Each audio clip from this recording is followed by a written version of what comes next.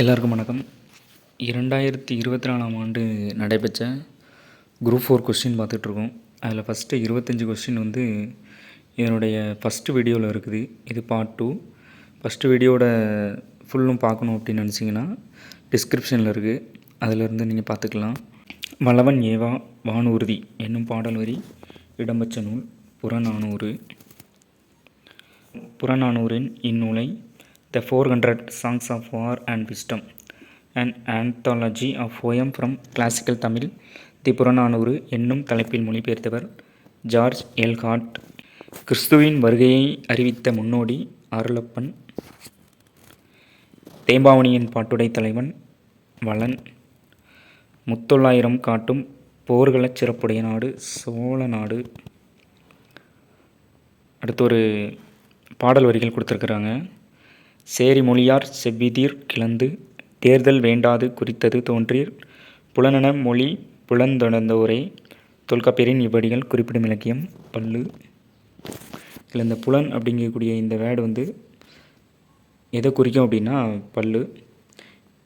இதனோட அடிகள் இது எதிலிருந்து எடுக்கப்படுது அப்படின்னா தொல்காப்பியம்.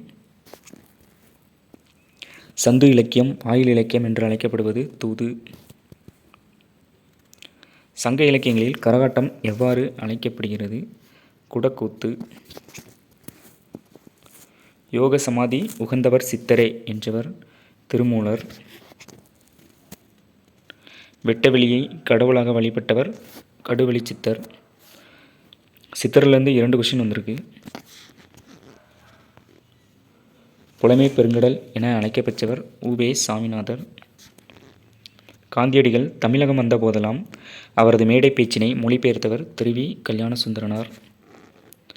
தமிழ் வடமொழியின் மகள் என்று, அது தனி குடும்பத்திற்கு உரிய மொழி, சமஸ்கிருத கலப்பின்றி அது தனித்து இயங்கும் ஆற்றல் பெற்ற மொழி என்று கூறியவர் கால்டுவெல். தாதா சாஹேப் பால்கே விருது முதலில் தொடங்கப்பட்ட ஆண்டு 1969.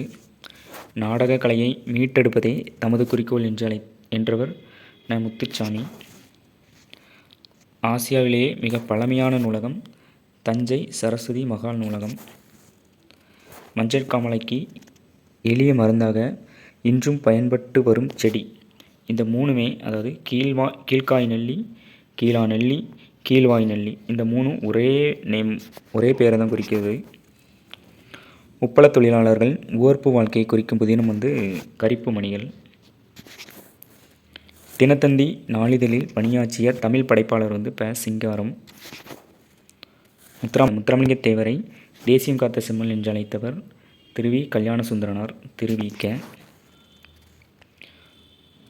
உலகின் பல்வேறு பகுதிகளில் நடக்கும் நிகழ்வுகளை படமாக காட்டுவதற்கு ஆன பெயர் செய்தி படம். தமிழ் மொழியில் நவீன கதை இலக்கியத்தினை தொடக்கத்திலேயே செழுமைப்படுத்தியவர் புதுமை பித்தன். தெருக்கூத்தை தமிழ் கலையின் முக்கிய அடையாளமாக உருவாக்கியவர் ந. முத்துச்சாமி. காந்தியடிகள் பெற்றோரிடம் அன்பாக நடந்து கொள்ள காரணமாக அமைந்த நூல் எது? சிரவண பிதுர்பத்தி. அடுத்து ஒரு பொறுத்துக.